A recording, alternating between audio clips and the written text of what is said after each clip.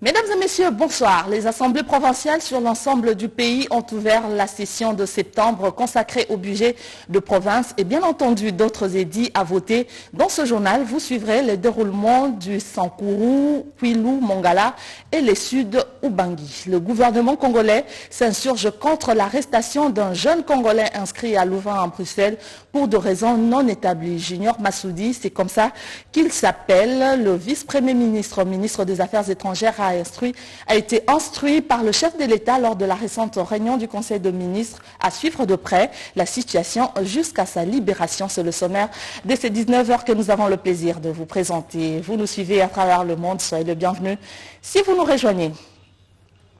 La rentrée des classes, la rentrée scolaire est confirmée pour ce 4 octobre. Un pas a été franchi. Le gouvernement a répondu favorablement à quelques revendications des enseignants. C'est l'un des points abordés au cours de la traditionnelle réunion de conseil de ministres de chaque vendredi. Voici l'extrait de ce compte rendu avec le porte-parole du gouvernement, Patrick Mouiller.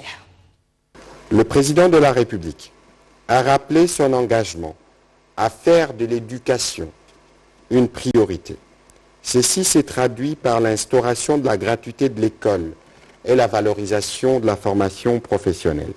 Il a indiqué que pour la rentrée scolaire prévue le lundi 4 octobre prochain, environ 2 millions de nouveaux inscrits sont attendus. Ce constat positif met en exergue les efforts réalisés par les gouvernements d'une part et la maturation de l'appropriation du programme de la gratuité par la population, particulièrement le parent d'autre part. Au-delà de ces acquis, le programme de gratuité devrait atteindre l'objectif des 0 paiement par enfant congolais, d'améliorer les infrastructures adéquates, ainsi que les conditions de travail et de traitement des enseignants pour un rendement scolaire optimal et qualitatif. Pour ce faire, le président de la République a instruit le ministre de l'enseignement primaire, secondaire, technique, de renforcer la collaboration avec son administration pour améliorer le partage d'informations et la gestion des bases de données en vue d'extirper notamment des fictifs et d'introduire les concepts des mesures, de résultats, de développer une culture de pilotage, de transparence et de redevabilité. Par ailleurs, le président de la République a chargé le Premier ministre chef du gouvernement de prendre les dispositions nécessaires pour la rentrée scolaire sur toute l'étendue de la République démocratique du Congo, avec les mesures exceptionnelles pour les provinces sous état de siège et spécialement sur la scolarité des enfants hébergés dans les orphelinats en âge de scolarité pour qu'ils bénéficient de l'égalité des chances en matière d'éducation. Créer une task force interministérielle, notamment entre le ministère du Budget, des Finances, de l'enseignement primaire, secondaire et technique, en collaboration avec le cabinet du président de la République, pour effectuer un suivi et une évaluation efficace du programme de la gratuité. Rappelant que cette rentrée scolaire intervient une fois de plus sous la menace de la pandémie à Covid-19, le président de la République a insisté sur l'impératif d'instruire les chefs d'établissement à mettre en place des dispositifs pratiques pour le respect strict des gestes barrières. Le gouvernement congolais condamne fermement l'arrestation de Junior Massoudi, un étudiant congolais inscrit à l'université de Louvain en Belgique. Des instructions ont été données au vice-premier ministre, au ministre des Affaires étrangères pour suivre sa situation. Encore une fois, suivez l'extrait du compte rendu de ce conseil de ministres à ce sujet, lu par le ministre de la Communication. Le président de la République a terminé son intervention du jour sur la situation de ses compatriotes placés en centre fermé à l'aéroport de Saint-Ventin à Bruxelles, sous prétexte qu'ils n'auraient pas les aptitudes pour prétendre poursuivre ses études universitaires alors qu'il a été régulièrement inscrit à l'Université catholique de Louvain et qu'il dispose pour ce faire de tous les documents y afférents. Il a fermement condamné cet acte déplorable et il a de ce fait instruit le vice-premier ministre, ministre des Affaires étrangères, d'approcher l'ambassadeur du Royaume de Belgique, accrédité en République démocratique du Congo, pour lui exprimer la totale désapprobation de cet acte et exiger la libération immédiate de M. Jérôme Massoudi Ouasso. Le président de la République a insisté sur la nécessité de rappeler aux autorités belges d'assurer, par devoir de réciprocité, un meilleur traitement aux citoyens congolais qui arrivent sur leur sol, comme la République démocratique du Congo le fait pour les sujets belges. Et puis même la télévision belge a fait des enquêtes sur l'arrestation du jeune Congolais inscrit régulièrement à l'université de Louvain, mais détenu près de l'aéroport de Zanvetten à Bruxelles pour des raisons non établies. Il demande simplement sa libération. En voici le détail dans ce reportage. Toujours en actualité, les membres du gouvernement concernés directement par l'état des sièges ont répondu aux questions des sénateurs en début de cet après-midi au cours d'une plénière à huis clos. Juste après, le Sénat a voté la loi sur la prorogation de l'état des sièges dans les provinces du Nord Kivu et Ituri pour permettre aux forces armées de la République de poursuivre sur leur mission. Les membres du gouvernement concernés par la mise en application et exécution de l'état de siège, ainsi que leurs services respectifs, ont défilé ce samedi 2 octobre 2021 devant les sénateurs dans une plénière à huis clos. Il était question de répondre en ce qui concerne aux préoccupations des élus sur l'évolution de cette situation exceptionnelle dans les deux provinces de l'Ituri et du Nord Kivu. Après avoir suivi chaque membre du gouvernement, les sénateurs ont formulé des recommandations à l'exécutif national pour la réussite de l'opération de l'état de siège qui devra aboutir par le rétablissement total de la paix dans la partie est du pays comme le veut le chef de l'État. Le président du Sénat, Modeste Bahati Lukwebo, qui a salué la pertinence de cet exercice, a souligné que cette évaluation devra demeurer permanente à travers la Commission Défense et Sécurité du Sénat. Nous devons continuer à nous écouter, à écouter les populations meurtries, à nous faire confiance et à échanger sans complaisance en regardant tous dans une même et bonne direction, à savoir celle de la victoire de nos forces armées en vue du rétablissement de la paix durable dans l'est de notre pays.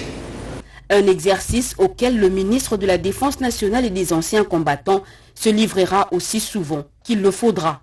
Une guerre, on sait quand on la commence. Personne ne peut vous dire quand on la termine. Ça peut être demain, mais ça peut être aussi un peu plus loin. Ça dépend de la façon dont on réajuste les stratégies opérationnelles. Juste après cette évaluation, les sénateurs ont voté à l'unanimité pour la 9e fois la prorogation de l'état de siège dans une partie de la République démocratique du Congo. Le président du Sénat, Modeste Bahati Lukwebo, a par la même occasion appelé le gouvernement à doubler d'efforts pour que les populations de ces deux provinces concernées par l'état de siège puissent vivre réellement la paix avant la sollicitation d'une prochaine prorogation qui ne doit pas du reste être un fait automatique. La deuxième conférence de la commission de suivi et d'accompagnement de la proposition de loi portant organisation et fonctionnement de l'ordre des ingénieurs a posé les jalons du renouveau au sein de cette formation. L'Institut supérieur des techniques appliquées, ISTA en sigle, a organisé ses assises pour une réflexion scientifique. Cédric Enina et Jean-Pierre Chibangou pour le reportage.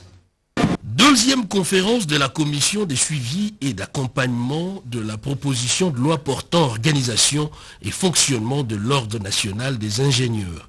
Au-delà de la formation, l'Institut supérieur des techniques appliquées participe également à l'organisation de la profession ingénieur.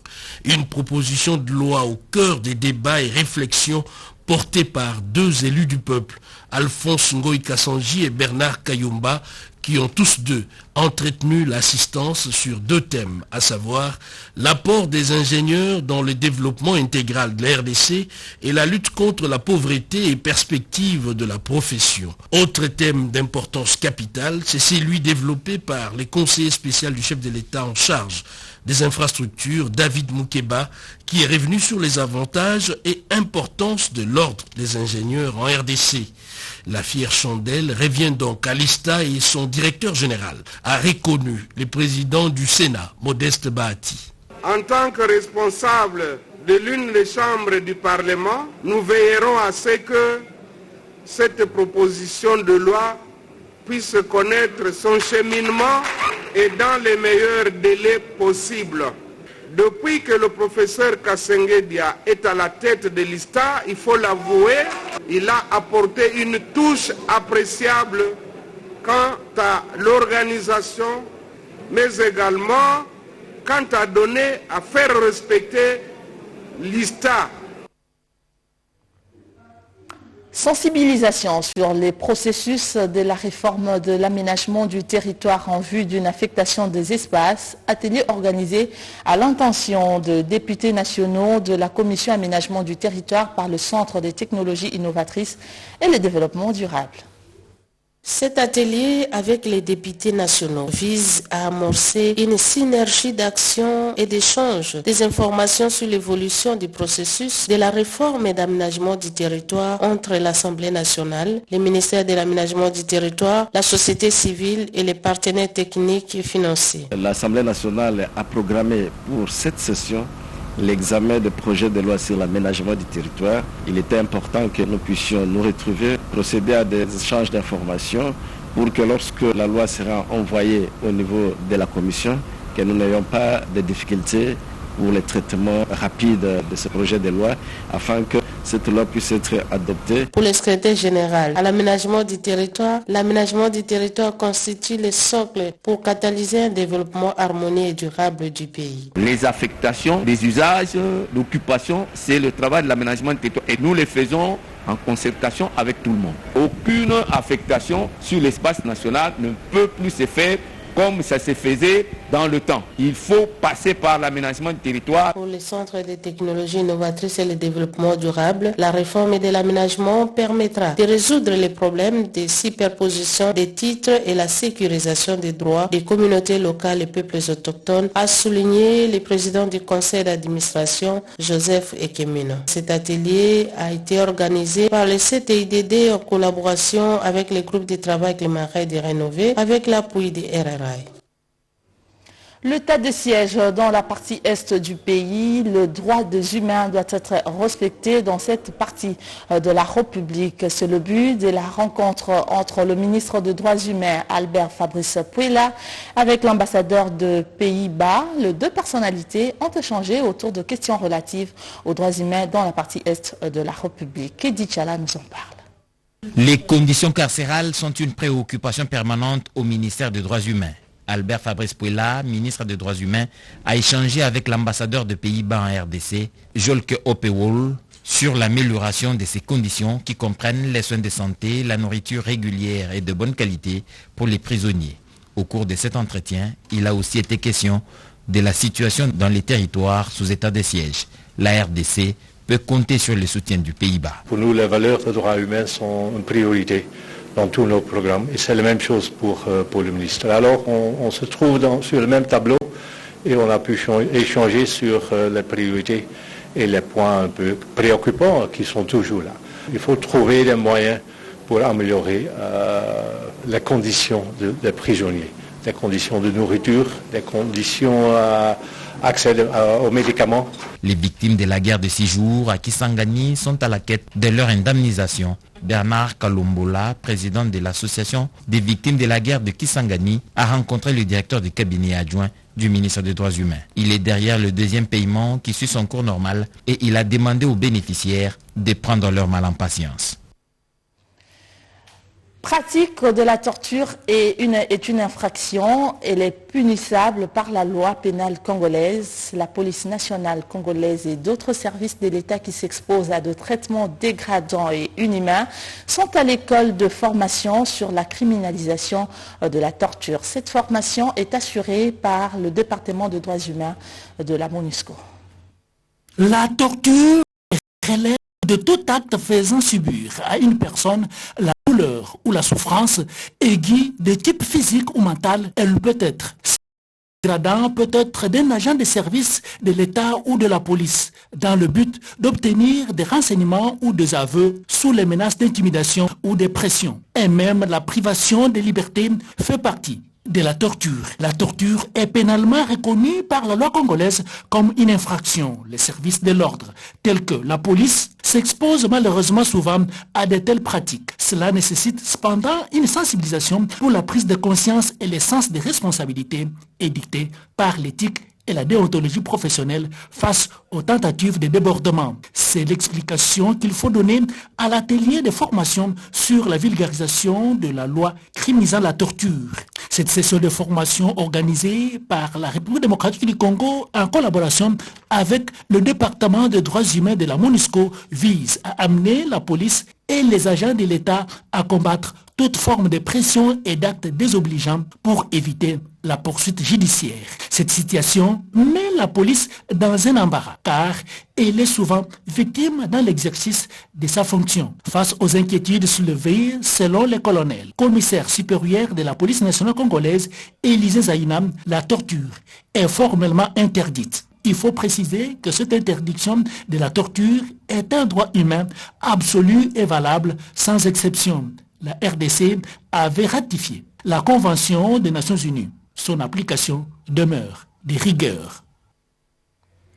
Ils se font passer pour des sapeurs-pompiers alors qu'ils ne le sont pas. Ils ont été arrêtés ce matin. Le ministre provincial de l'Intérieur, Didier Tengetelito, a rappelé à l'opinion que seules les équipes officielles peuvent s'attaquer contre les incendies.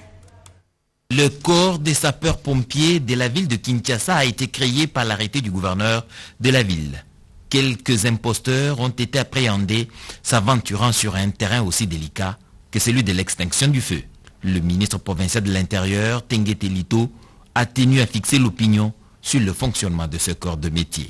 Je rappelle que dans la ville de Kinshasa, il existe un corps des sapeurs-pompiers créé par arrêté du gouverneur du 16 mars 2013, dont la mission principale est la prévention et l'extinction des incendies. À ce titre, il est chargé notamment de déterminer l'emplacement des bouches d'incendie en accord avec la régie de distribution d'eau, en vérifier et en effectuer l'entretien. Contrôler l'équipement anti-incendie, avant et pendant l'occupation, ainsi que l'exploitation des bâtiments industriels, commerciaux, administratifs, des immeubles à logements multiples, des salles de spectacle et les inspecter régulièrement. Et veiller au respect de différentes mesures législatives et réglementaires prises dans le but de prévenir les incendies. À cet effet, le corps des sapeurs-pompiers de la ville de Kinshasa est le seul service compétent et habilité à effectuer les missions rappelées ci-dessous sur toute l'étendue de la ville de Kinshasa. Comme vous pouvez vous en rendre compte, certaines personnes ont été interpellées parce que usant frauduleusement de l'insigne et du nom de nos valables corps de sapeurs-pompiers. Beaucoup d'entre eux se sont improvisés, n'ayant aucune formation et ne sachant quoi faire sur le terrain. À quelques heures de la rentrée scolaire en République démocratique du Congo, bien entendu sur toute l'étendue du territoire national, le vice-gouverneur d'Elituri appelle les parents à inscrire massivement leurs enfants dans le cadre de la campagne dans le cadre du lancement de la campagne de scolarisation des enfants dans cette partie du pays.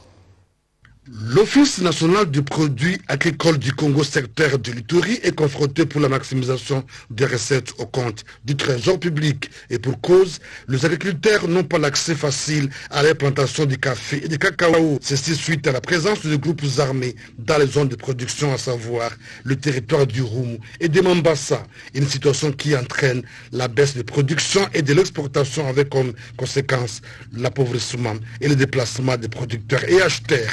Cette inquiétude a été présentée à Bunia au cours d'une journée porte ouverte par le directeur-chef des sous-secteurs adjoint de l'ONAPAC à Ituri. C'était à l'occasion de la journée internationale du café et du cacao célébrée ce vendredi 1er octobre 2021 en présence des autorités ribaines. Face à cet état de choses, l'ingénieur Eric Alitoum Ukelo plaide pour la sécurisation de cette zone. Nous en faisons croire, avec le rétablissement de la paix, nous pourrons acquérir avec le concours de la direction générale de torréfacteurs modernes à forte capacité à pouvoir produire de café cacao moulu pouvant desservir la ville de Bunia et pourquoi pas la province d'Elituri.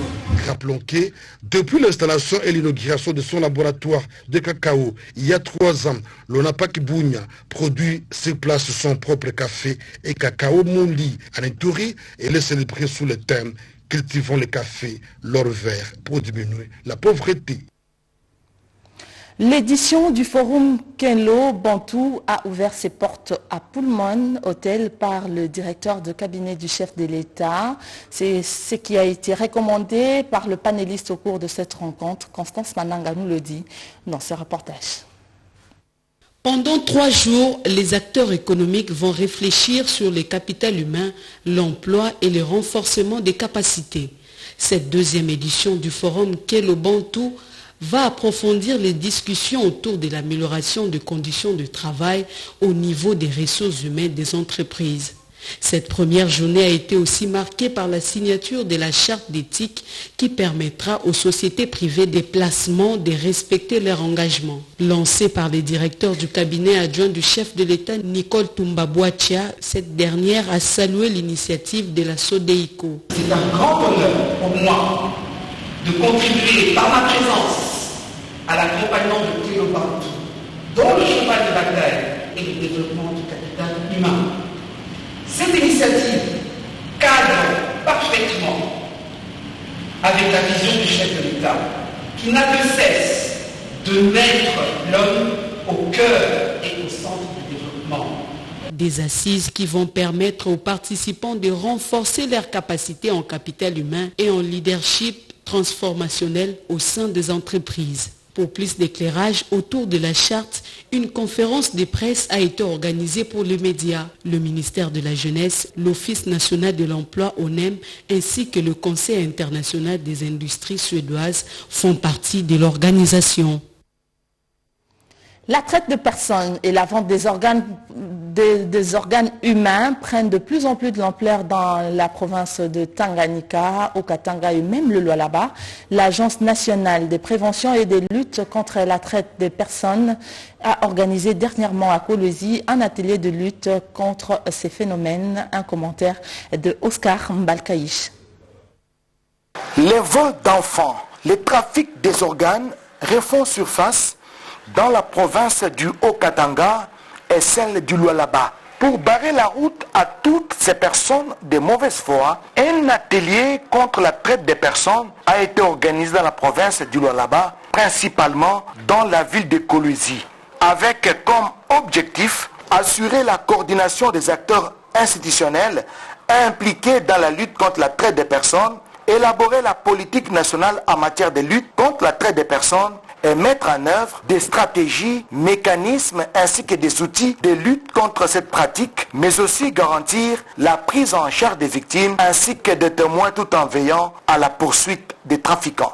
Ici dans le Lualaba, comme du reste dans l'ancienne province du Katanga, nous avons constaté que les différentes formes de traite des personnes les plus récurrentes sont le recrutement des enfants et de femmes dans les mines artisanales, les enlèvements d'enfants et adultes pour la vente d'organes, la mendicité forcée dans les villes de Lubumbashi, Likasi, Kolwezi, Kalemi, Kamina, Kipushi et Kasumbalesa. Les participants ont à leur tour remercié les animateurs de l'Agence pour la prévention et la lutte contre la traite des personnes et responsables pour cette formation et promettent de mettre en œuvre les notions acquises afin de répondre à la vision de l'initiateur de cette agence, le président de la République, Félix Antoine Tshisekedi Tshilombo, pour l'établissement d'un état de droit. A noter que ces assises ont regroupé différents animateurs de premier plan basés à Kolwezi, chef-lieu de la province du Lualaba.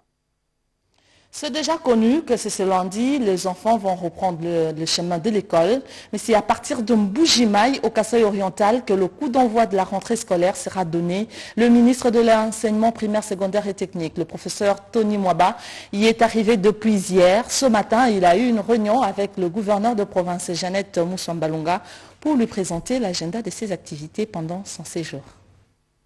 C'est en prévision du lancement de la rentrée scolaire 2021-2022 en République démocratique du Congo prévu ce lundi 4 octobre que le ministre de l'enseignement primaire, secondaire et technique Tony Mwaba a foulé les sols de Mbujimaï, chef-lieu, province du Kasaï oriental. Autorités provinciales, partis politiques, membres de l'Union sacrée de la nation et autres forces vives locales ont investi l'aéroport international de Bipemba afin de témoigner au chef de l'État Félix Antoine Tshisekedi Tshilombo et à son ministre sectoriel leur soutien au programme de la gratuité scolaire, programme salué par le peuple congolais dans cette contrée du pays. Dans la suite du ministre Tony Mwaba, le député national Eric Ilunga Ngalula venu soutenir la gratuité scolaire. L'agenda du ministre Tony Mwaba en Mbujimaï prévoit plusieurs autres activités, notamment le lancement de la campagne Pas d'école sans banc.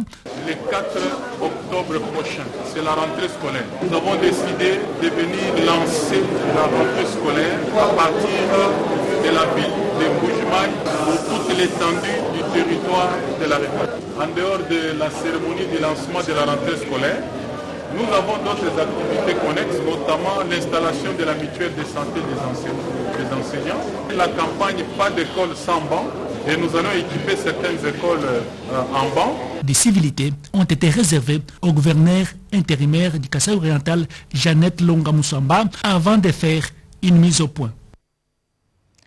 Le travaux de réhabilitation des infrastructures scolaires dans la province de la Tchopo vont bon train. Le gouverneur intérimaire Maurice Abibou Sakapela s'en est rendu compte au cours d'une ronde effectuée dernièrement. Un reportage de Charles Kaonga et Alexis Bongele. L'école à Noirité au quartier Boyoma dans la commune Makiso est la première étape de cette ronde. Ici, les travaux évoluent normalement en dépit de quelques difficultés. Auprès de l'autorité provinciale, le maître de l'ouvrage plaide pour un avenant, cela pour une réhabilitation totale des installations hygiéniques. La préoccupation décroche un avis favorable de l'autorité provinciale. À l'école primaire Lubunga 1 et 2, la réhabilitation de la toiture est chose faite. Les travaux s'effectuent dans les salles de classe et bureaux à la satisfaction du directeur Mbouletou Lisango. À l'issue de la ronde, l'impression du gouverneur de province d'intérim est bonne. Maurice Abibou Sakapela se réjouit de la qualité des travaux exécutés. C'est depuis 2012 que les provinces ne recevaient plus le fonds d'investissement. Et comme il a ouvert la vanne, je pense qu'il est possible que nous transformions l'ensemble de la province de la Tchopo en un vaste chantier.